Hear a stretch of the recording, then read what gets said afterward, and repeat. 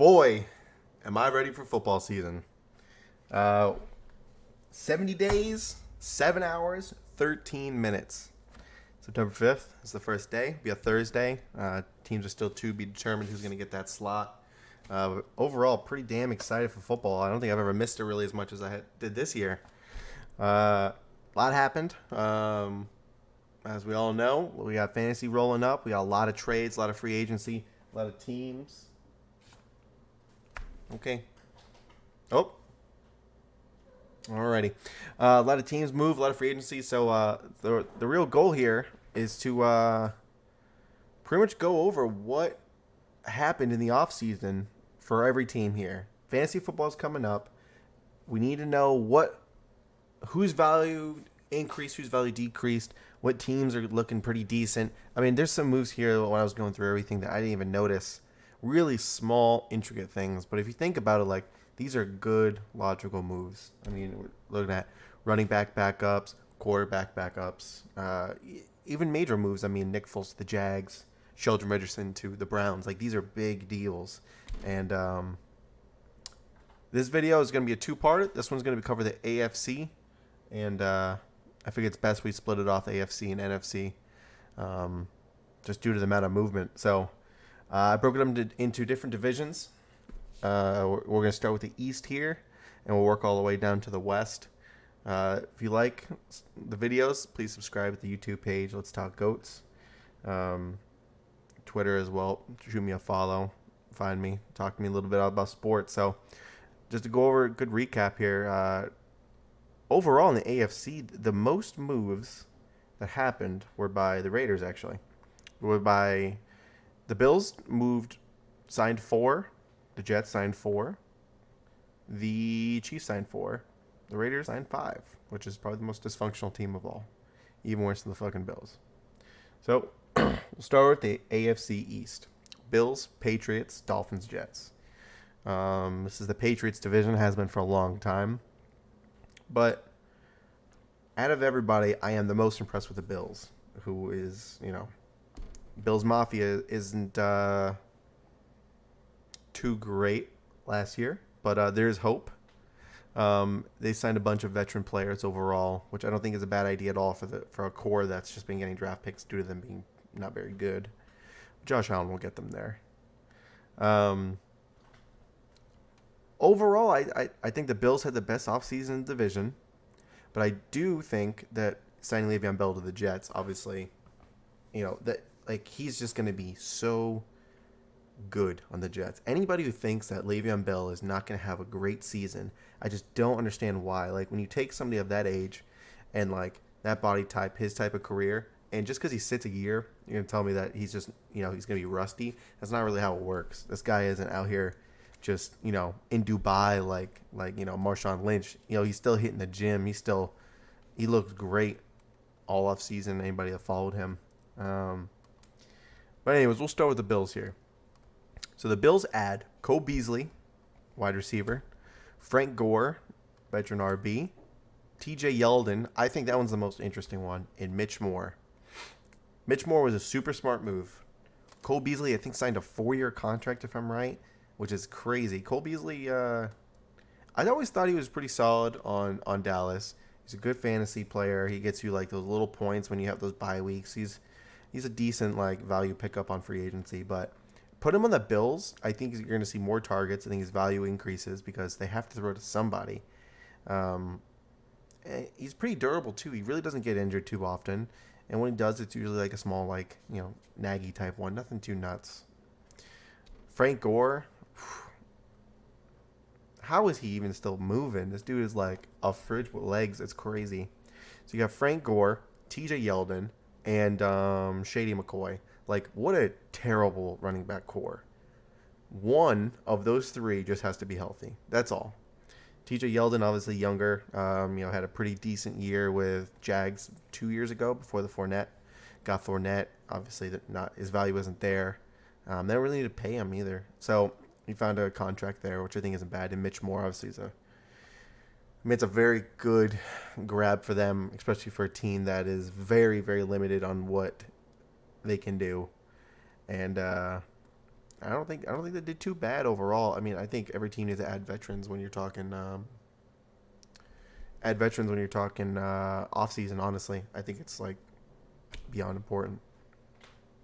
Next, the Dolphins. Dolphins really made one move. Now to go over this list real quick. This is all of our key additions from the teams. They did add, every team in the NFL added something small, something that doesn't matter too much. Maybe they're re-signing. These are the key players. Some of the names, some household names, some not. Some major on fantasy, and some that impact the franchise and the division. Those are what we're looking for highlighted. Anybody left out for the most part, is going to be more minuscule stuff that doesn't affect too much. Dolphins made one big move. It was Ryan Fitzpatrick, which is pretty interesting because they traded for the Josh Rosen. Now, I think Josh Rosen's a good QB, but when you throw in Larry Fitzgerald and Larry Fitzgerald only, when he's just flying down, the field in a wheelchair, there's not much you're going to hope for. John Brown isn't there anymore. So, Josh Rosen didn't have a lot to work with, and I think Kyler Murray's going to run into the same issue where you don't have a lot to work with. But, I mean, that's just how the teams are. I mean, you're not going to come into, unless you're like Baker and get very lucky where you just come in and you have weapons. Most of these, top 3 teams that take QBs are just really going to have weapons right at the gate. I think Ryan Fitzpatrick's good. I think Ryan Fitzpatrick's actually a scapegoat to me. I mean, they traded nothing to get Rosen, who was a first-round pick, last year. Now, you don't have to throw him into... You don't have to just throw him into the Dolphins' failing team all the time. You can use Fitzpatrick to take off the heat. So let's say Fitzpatrick comes down, he does what he usually does, and he comes out hot at the beginning of the year.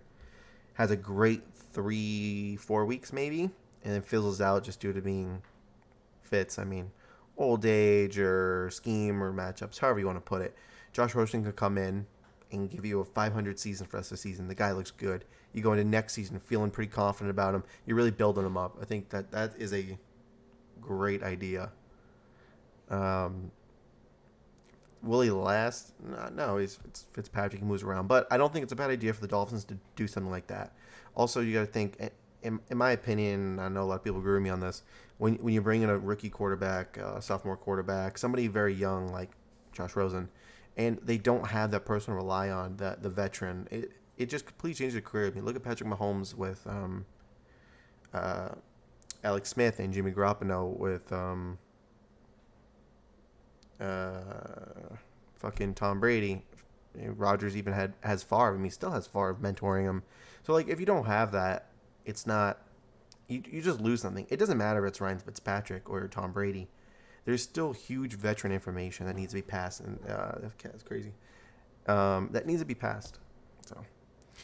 and the kings of the division, the Patriots, they got Demaryius Thomas for wide receiver, which is huge because obviously the wide receiving core is terrible. They don't have anybody. They have Julian Edelman. This gives a second person, although he's coming off an injury, this gives a second person to target to. And they also drafted first round, I believe 28th pick or 29th pick was a wide receiver. And they took wide receiver in second round as well. So we'll see how that goes, see how they do. But, they're not afraid to go out. And if they need to get somebody, they'll go out and get somebody pretty minor. I mean, Michael Crabtree's still on the board as a free agent. I don't think he'd be an absolutely terrible pick, and he's cheap. But Demaryius Thomas's value definitely increased for fantasy, which is cool. And you won't really see him get picked up till way later in the rounds. How he does due to age, I don't know, we'll see. But I think it's not bad. And Michael Bennett came over, which was absolutely bananas. I do not understand how the Patriots acquire people how they do. It's like they just lowball. And I don't know if the other teams aren't talking to anybody, but to get some of these people, some of these players, from some of these teams is just crazy to me. So overall, I mean, the Patriots lose Gronk, but they kept everybody else. I mean, Devin, their safety, the one that has twins, he has twin brother plays with him, McCourtney. Yeah, Devin McCourtney, the safety. I mean, he was somebody who was talking about retiring, and he's not going to retire. I mean, their defense is very good, and people just care about, Tom Brady. Yeah, he's the greatest quarterback to ever play the game. Everybody knows that, whether they like it or not. But their defense, top 3 defense. Them, the Bears, the Rams. They are dominant. They just don't have the huge names. Yeah, you have Stephon Gilmore, but they don't have, like, their team just plays like a unit, and that's why they do well. So Michael Bennett, overall, great addition to the team. I think he's just going to do very, very good. And the Jets. Jets got the biggest, I'd say the biggest free agent signing was Le'Veon Bell. Where's he going to go to? Because you had the conversations, Jets, Ravens, this, that. 49ers even conversation. So, like, Le'Veon Bell to come in, it's Le'Veon Bell in the Jets. So he's perfect in scheme. Fantasy value just skyrocketed even more. Anybody who's not going to try to take him 1 through 5 is going to regret it midseason, I guarantee. The guy catches short, which is perfect for the Jets quarterback. It takes so much pressure off of Darnold because Darnold entering his second year, I believe, and to just put so much on your shoulders, the Jets organization, it's New York. Anytime you're going to play in, New York, New England, LA, like, so much attention is on you just for the coast-to-coast type situation. So Sam Darnold doesn't need to just feel like everything's on his shoulders. Le'Veon Bell and his fat contract, and, there's some stuff on his shoulders. So, like, he's just going to be able to run it up the gut. He's going to be able to get those 13 inches. He's going to have those breakout runs. The Jets, I think the Jets really are up and coming, especially with Adams as their safety. I just think their team's got a good situation going. Let's hope they don't always ruin it because this is what they do. So let's see how that works.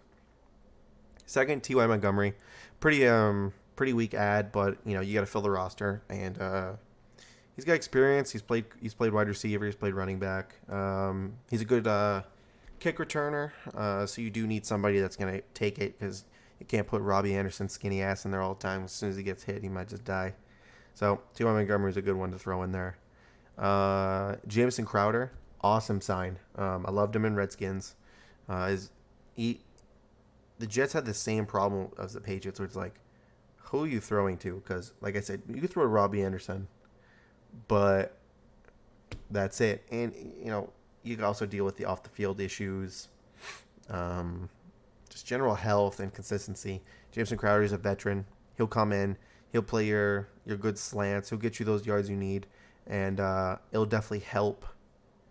I think Donald needs to build a relationship with a veteran wide receiver because I feel like that's very important, and especially somebody as humble as Crowder. So, great ad. And I love this one. Trevor Siemian. Those don't remember, Broncos quarterback 2 years ago, I believe. So that was like a sneaky little ad, and they did just in case, obviously injuries pop up all the time. The last thing you want to do is just not have a backup quarterback. Backup quarterbacks are huge, so I think the Jets overall did very well for the offseason. And aside from having a difficult schedule, I don't know how they can't get past some of these teams. For some reason, the Jets play well against the Pats. I always notice that, and I just don't understand what they do differently. But we'll see this year. They should have no problem really taking the Bills out and the Dolphins twice. I can't see why. So I definitely give the edge here to the Patriots. But Jets will give the run for the money in the division. We'll head over to the AFC South. Texans, Colts, Jags, and Titans. The Texans actually made no big moves. They moved a lot of people. A lot of people kind of just moved on out, and they were talking about moving more. So, it's June 27th, and nothing crazy has been added. I don't think the team needs to add somebody in terms of, like, their core.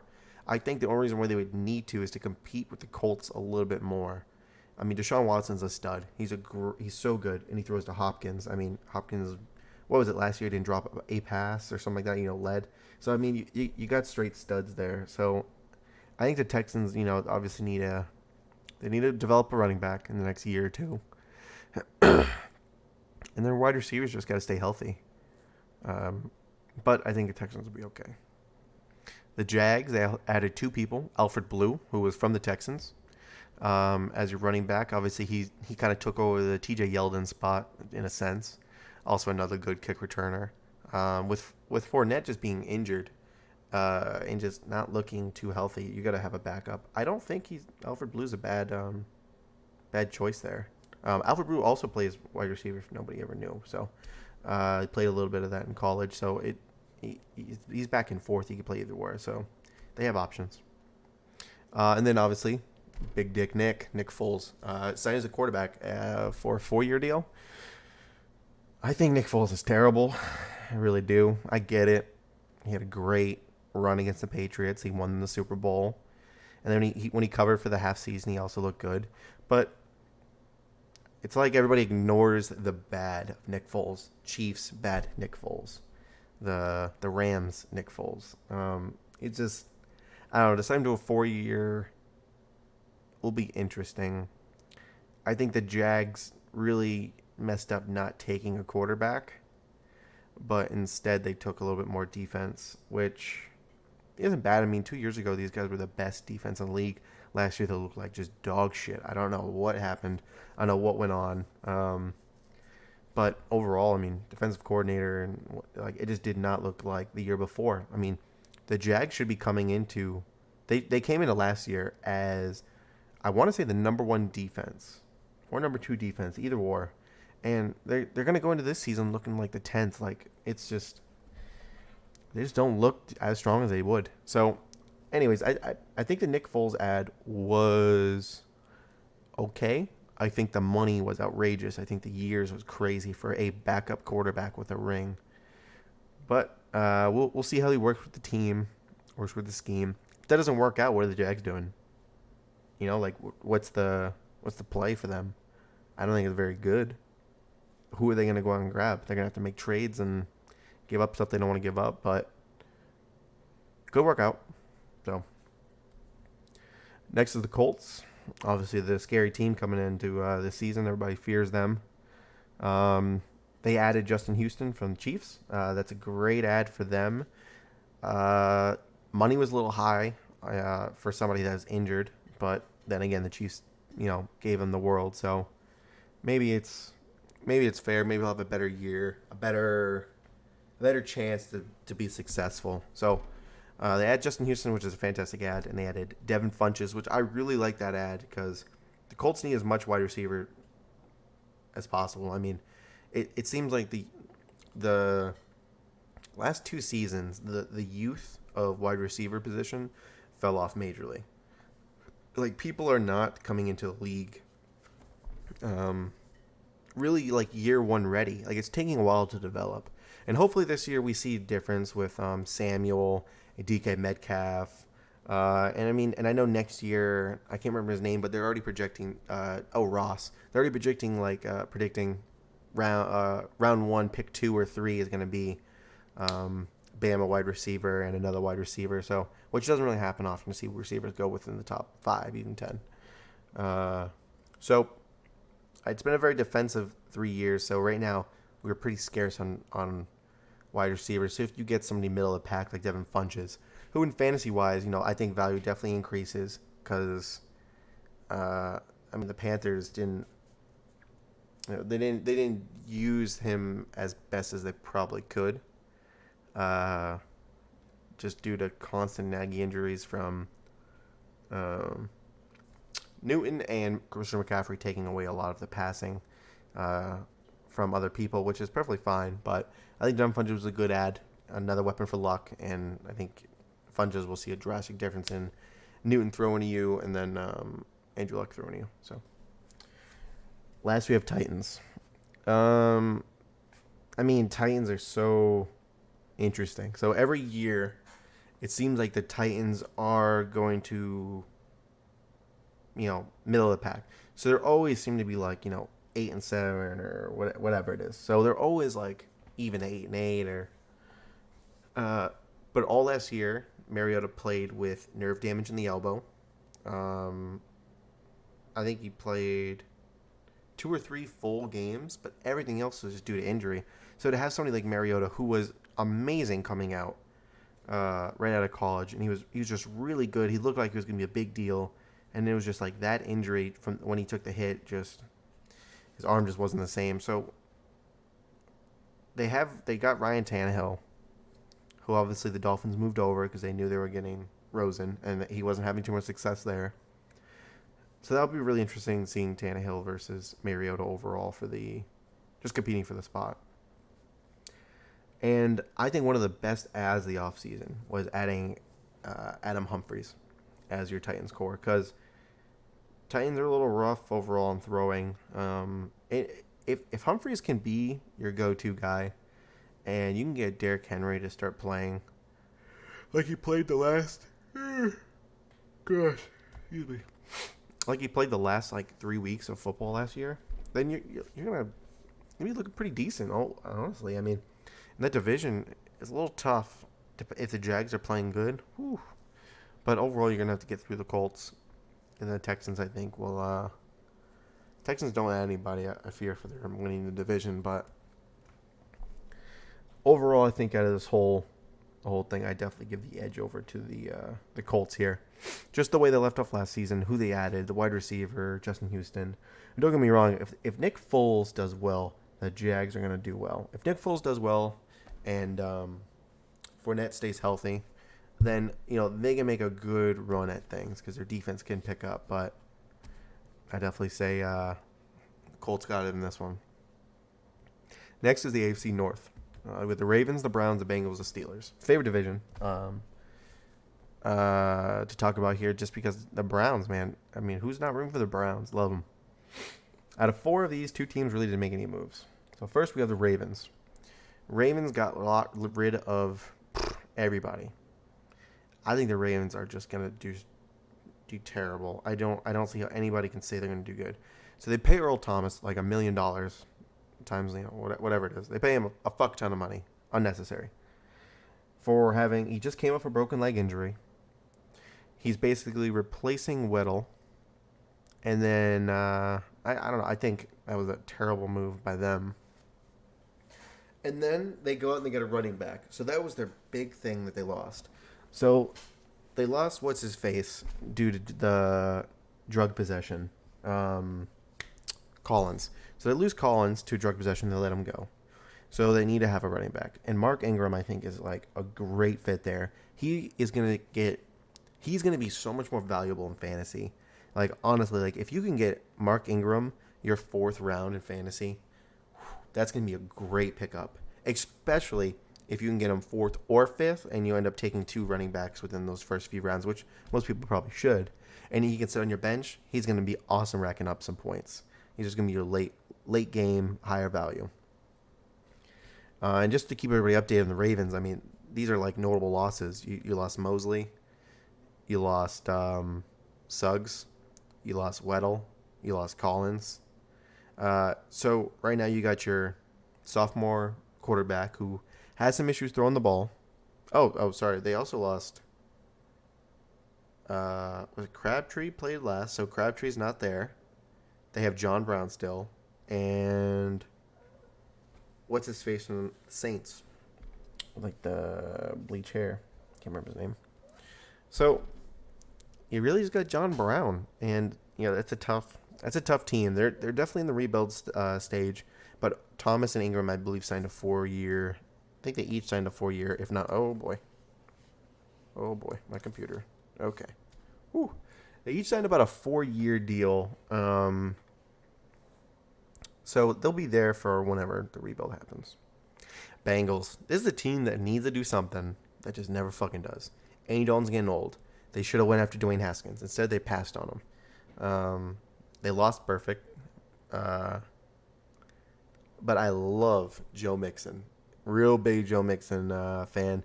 Had him in fantasy last year. He was a complete stud. He's going to be somebody that if you can get late, and by late I mean 3rd round late, that'd be really good, especially if you can go running back, wide receiver, running back. Unless you're feeling crazy, you go running back, and you're sicko.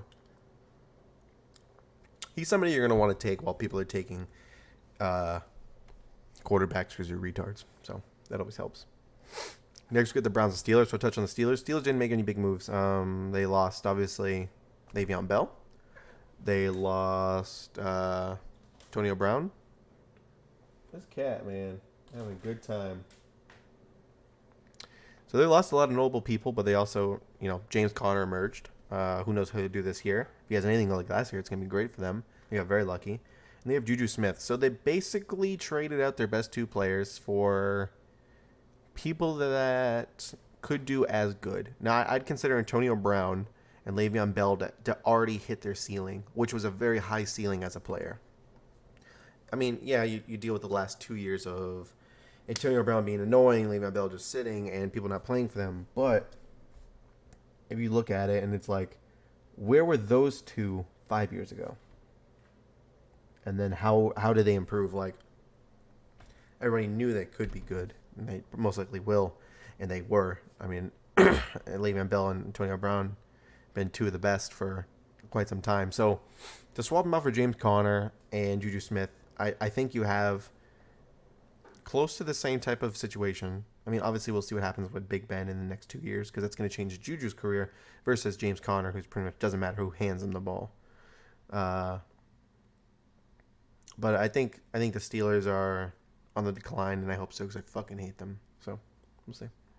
Next is the Browns, man, my GOAT team. I'm super pumped about it. So they added my favorite player, Odell Beckham Jr. So that's awesome. That was a great idea. And I can't believe the Giants signed to a fat contract last year. I remember having the conversation before he was traded, probably the week. I'm sitting there talking. I was like, how? People are like, yeah, Odell's going to be traded. Odell's going to trade. I was like, why would they trade away that?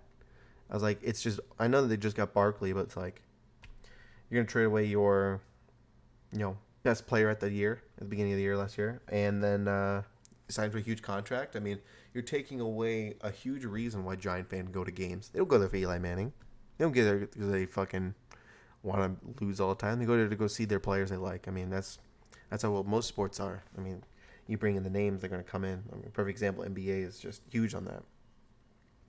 So now you add Odell Beckham to Baker Mayfield, opposite side of Landry, who they both played at LSU together. They're friends.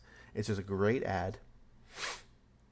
And another crazy addition was adding Sheldon Richardson, which was like, I just thought he was a complete stud. I mean, the Vikings obviously didn't have the greatest of years, but like, this is a dominant defensive tackle that's gonna get there for him, and that team's already looking like studs on defense, nonetheless offense.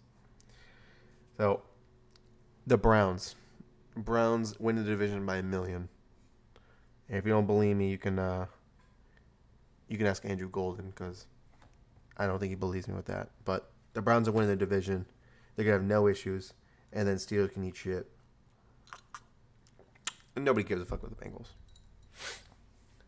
Last, the West. Go Chiefs. All right, AFC West. Craziest division of all AFC. Definitely the hardest. Has been for the last 5 years. Nothing competes close to it. Broncos, Chiefs, Chargers, Raiders. Every team added somebody. 2 teams added quarterbacks. 2 were larger. We'll start with the Broncos. The Broncos add Joe Flacco, quarterback. He will be competing with Drew Lock. For QB. I mean, Flacco's going to start unless the Broncos do what the Ravens did, which was a fucking terrible idea, and just end up sitting your quarterback who's a Super Bowl ring, Super Bowl MVP. I'm a big fan of Joe Flacco. Like, I don't think, can somebody name me a fucking Ravens wide receiver that he had throughout the years? Like, can somebody name me any of that? No, because he didn't have anybody. He just to throw to somebody, and he's just been dealing with shit-ass players nonstop. And now he's on the Broncos. I think he's going to do very well. On the bright side, he's obviously not going to do amazing, so that makes the games a little bit easier for the Chiefs to whoop that ass. Although Drew Lock, though, scary. He scares me. So it'll be interesting to see how those two battle throughout the whole year.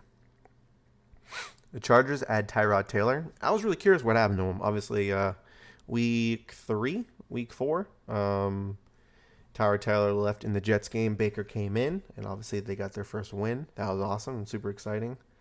And then after that, it was it. I mean, Tyrod lost his job's over. So we went from the Bills to the Browns, now to the Chargers as a backup QB. And let's say Phillip Rivers retires this year, because we know within the next 3 years, maybe 2, he's going to end up retiring. a lot of people are on the clock. So maybe Tyrod Taylor's a good one to learn the playbook, learn the scheme, and then jump in when it happens. Because he's an older guy. He's not, good chance he's gonna get injured. So it's good to have somebody. So I think it's not a bad ad, and his value is cheap, it really is. We'll do the Chiefs. Tyrann Mathieu. Ugh, what a fucking great pickup that was, man. So they finally cut ties to Eric Berry in Houston, which was, I know, hard for all fans and hard for the organization, but you got to cut the dead end sometimes. You don't let that shit just grow out. Like, it's hard cutting ties with people that just did so much for you and they're on your jerseys, but we get to the point where injuries are just out of hand and you don't want to see. It's not worth having people on your team. So, I feel like this is a fresh, rejuvenated defense. And obviously losing D Ford was a big drop too, but he's the reason why the Chiefs didn't go to the Super Bowl if he wasn't offsides. So not that was the reason why I get rid of him, but I guarantee it wasn't a thought of somebody's head in that room when they were like, fuck him. So it's like a nice, fresh defense, and I think he's just gonna be a stud back there. Really, really good. I'm super excited for it. Emmanuel Ogbah, was defensive end from the Browns. They got him for nothing. I think it was a third-round pick or something like that. So it's awesome. He's not going to start, but he will be. I think he can emerge as a starter for sure. Frank Clark. I had to do some research on Frank Clark because I didn't know too much about him. So from Seattle, 25 years old, good, decent-sized guy. I think he's going to do very well. He's pretty much your D Ford replacement, but he has off-the-field problems. Domestic violence, which I don't understand. The Chiefs just keep getting these players that are involved in domestic violence. Now, I know it's football, and we're probably talking, let's say 33% of all players probably have had something or name has been in there, which is a pretty high percentage, and that might be too high. But let's even be a little more particular. We're probably talking between 15 to 30%. That's still a high number. I guarantee 15% is close, if not accurate, or more. But between that is your percentage. So it's just a tough ad, but they paid him a lot of money. So if this doesn't work out, they're going to be really regretting it. But you got a 25-year-old that is a very high ceiling. If he can just start off this season like a stud, people are going to love this guy. If he doesn't do anything and his name keeps coming up bad, it's going to be a problem because they're going to say, how do we deal with that? How much money do we spend? How do we replace that position immediately? You just slide Ogbah in there? it's not a bad idea, but at the same time, not what you want to do after spending, whatever, $1 million. And Carlos Hyde was a cool ad. So I love Carlos Hyde. I like it because in fantasy, his value is pretty much nothing as of last year. Maybe the year before it was something. Pretty sure he was playing on the Jags at the time. So Carlos Hyde being the backup to Damian Williams is really cool because I just feel like Damian Williams just looks like a unit. The dude's fucking cut up. He's strong. He's going to run it in there. Carlos Hyde is more of your catch and go, maybe 2 to 15-yard guy. He's really just not going to rip it down. So I think he's going to be good. He's going to have utility. He's going to go up in value in fantasy. And people like Carlos Hyde. I really thought he was going to be great when he came into the league. So, and last, the Raiders. This has to be the most dysfunctional fucking team I have ever seen in my life. And I thought, I just don't know what's going on. I really don't. So John Gruden signs, a 10-year, $100 million deal. Just fucking outrageous number. And I don't know if he's just plummeting that team in the ground or they're actually doing some shit, but... So, the Raiders... 2 years ago, the Raiders were a threat. Last year, terrible. Or was it 2 years in a row and 3 years ago? They were great. Anyways, so you have bum-ass Derek Carr, who's a sensitive in the pocket now because of his injury. But the Raiders add Antonio Brown, which obviously was, aside from Le'Veon Bell, the biggest free agent acquired player or trade, whatever they end up doing. I believe it was a trade that happened. So that's going to be great, but man, he just brings so much problems. just social media has so much impact on all sports now. It just absolutely fucking sucks, except for baseball and hockey, honestly. But like basketball and football, social media runs that shit. Antonio Brown's just going to bring a lot of negativity. He's going to keep selling happy birthday vlogs for $500 and just being annoying.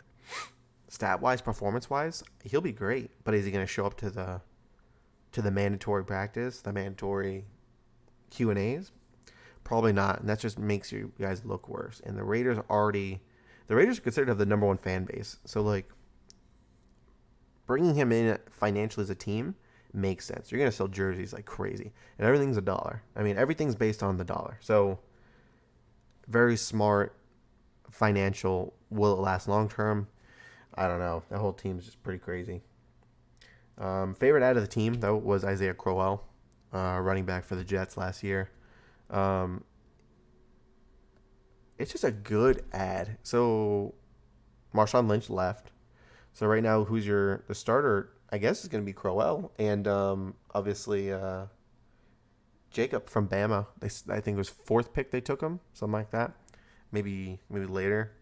Either or, you're going to see Crowell fight with him, and I think Jacob's going to be crazy value in fantasy. Like I think he's going to be your 5th or 6th round. He'll slip to, and anybody who scoops him up there, I think is like really going to look good because he looked great in Bama. He's a Bama guy. Their running backs that come out tend to do very well. Maybe not career-wise, but like coming out the first year, they look real good. And he just looked like a good running back overall. So I'm excited to see how that works. Montez perfect? Sure. So that's just another problem. I mean, this guy's always just fucking punching people in the kidneys when he's tackling them. He's just a dirty player. He's known for being a dirty player. And he's just got a shitty attitude. So someone's got to take him, so I guess, fuck it, the Raiders might be the best idea. Former Patriot Trent Brown. That was an amazing grab for them. Tons of money they got paid. The Patriots were not paying it, but he's a great player. It's a shame that his career might be altered due to them being the Raiders, but I don't know, we'll see. Not everybody can be affected by Raider Nation, so... Lastly, Lamarcus Joyner, I believe is ex-Cowboy. Another really good ad. The Raiders went out and spent a ton of money on big contracts, big players. So let's say it's dysfunctional. It just doesn't work out for the Raiders in the next 2-3 years, right? You're probably going to see Derek Carr on his way out at that point. John Gruden's going to have a lot of pressure on him because he got paid $100 million for a fucking coaching job. And all these players are signed to a 4-5-year deal. They're going to be in their last 2 years, and if they can start getting it together, you might get some re-signs, but it's good veteran presence to have a shitty year. I mean, you just got to figure it out. The only person on the clock is obviously Antonio Brown because wide receivers don't last forever. But you got a rookie running back. You got a bunch of good defensive players. You really got nobody to throw to, really. And they also let go of that kid King, their punter, who I thought was awesome. Dude punted and then danced or whatever. Like, what more do you want? I think it's great. So, that's the AFC. Like I said, it's going to be a 2-part video. I'm going to cover the NFC. Most likely next week. So, I'm pretty excited to see how that works overall. Oh, I think somebody dropped something at my door. So, like, subscribe. Let me know how everything went. And appreciate all the listens. Let me know what you guys think about that. Really, we're just gearing up for some fantasy football. Like I said, we got 70 days till football kicks off, which means you got pretty much 60 days till people tend to start drafting, or even 50. Definitely doing mine, I believe, week 4. So, all right. Appreciate the time.